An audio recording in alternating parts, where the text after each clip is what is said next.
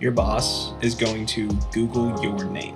It has probably already happened, and what comes up is your digital personal brand, and your digital brand matters. Here's everything that you should do to help build your professional online brand.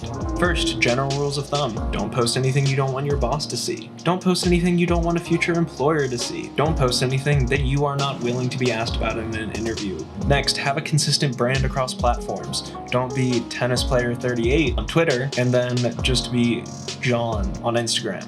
Make sure everything's concise, and this can be done with your usernames, your descriptions, and your profile picture. Also, keep it organized and keep it up to date. Don't have an Instagram account from middle school still logged in that you never use. Now, before I get tactical and tell you what to do on each platform, remember this: the work you share online and what you share you do is what people will expect that you do.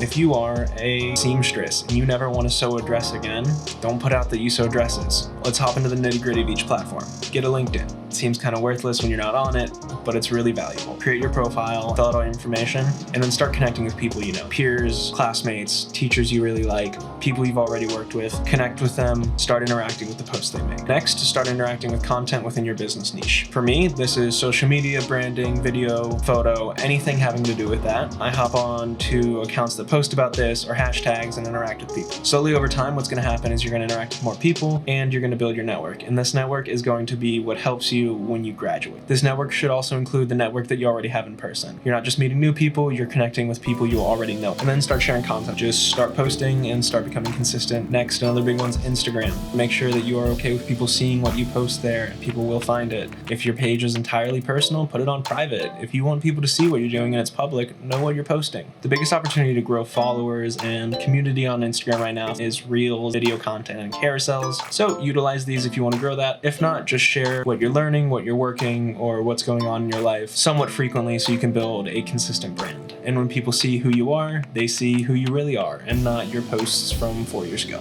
Now, Facebook is another beast. My advice on Facebook is if you're going to have a professional page, create an entirely separate page for that. Don't run your professional business off of your personal page. Just start another page, name it after yourself, and it's kind of like a figure profile page, and then share your business related content there. The goal of Facebook is to make shareable content if you want to grow. If not, use it similar to Instagram and just keep a log of the work you're doing. Share about what you're doing in life and share about what you're learning. Gear it all towards business and what you're learning professionally. Twitter is a great way to find very specific communities of people's interests. You can go find the certain hashtags people talk about under and look through them. An example of how this has blown up recently is NFT Twitter. There's a ton of people who are interested in NFTs all talking and discussing. This is a great way to meet people and make connections. YouTube is great if you want to put out content. If you're just going to watch, it's okay too.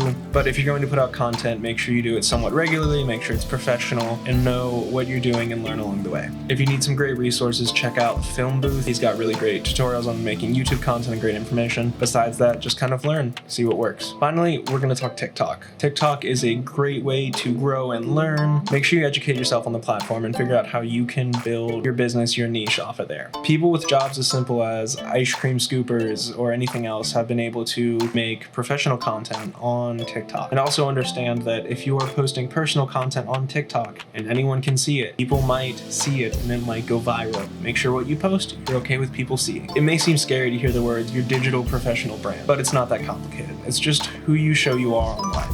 Now, I'd recommend starting to work on this now because the sooner you get on it, the more progress you can make.